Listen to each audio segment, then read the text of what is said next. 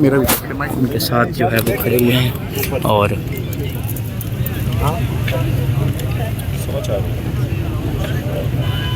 नहीं ऊपर से इजाज़त होती है तो फिर तो रात के और सुबह के 7 बजे कोई टेंशन नहीं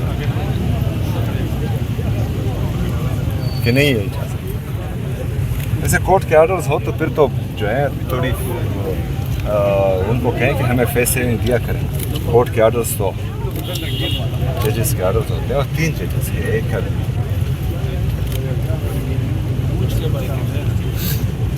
कोर्ट में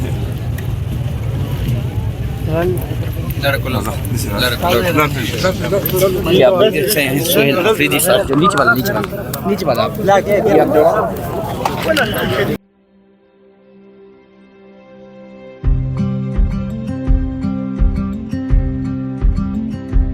ले आओ।